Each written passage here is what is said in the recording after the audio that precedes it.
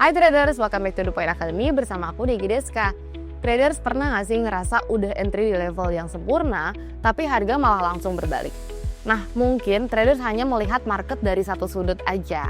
Nah, di video kali ini kita akan bahas salah satu teknik analisis yang sering dipakai trader profesional, yaitu Multiple Time Frame Analysis atau MTFA. Nah, ini adalah cara terbaik buat kamu baca arah market dengan lebih akurat dan objektif. Apa sih itu MTFA atau Multiple Time Frame Analysis?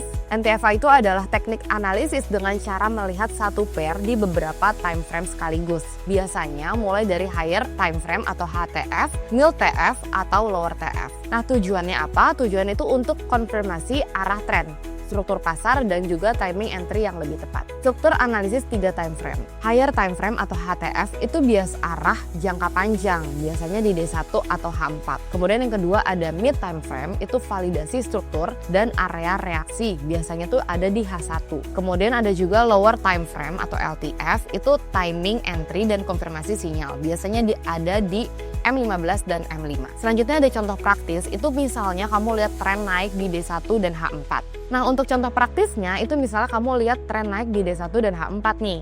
Di H1 itu harga sedang koreksi ke area demand. Lalu di M15 itu muncul bullish engulfing atau sinyal entry. Maka entry jadi lebih high probability karena semua TF itu mendukung. Tapi ada juga kesalahan umum dalam MTFA, yaitu yang pertama ada over analysis. Nah, traders ini kebanyakan TF bikin bingung, maka kita harus gunakan 3 TF aja. Kemudian itu bisa juga pengaruh dari beda arah TF. Jadi jangan entry kalau arah HTF dan LTF itu bertabrakan. Dan yang ketiga itu karena kita mengabaikan konfirmasi. Maka kita harus menghindari entry hanya karena harga disupport. Tapi kita juga harus melihat struktur dan sinyalnya. Lalu ada beberapa tips pro nih. Yang pertama, gunakan warna berbeda untuk marking S atau R di tiap TF. Kemudian juga jangan buru-buru entry hanya karena satu TF tampak terlihat bagus. Jadi kita juga harus melihat keseluruhan konteks marketnya nih. Dan yang terakhir, simpan jurnal MTFA-mu untuk mengasah skill dan membaca market dari berbagai sudut.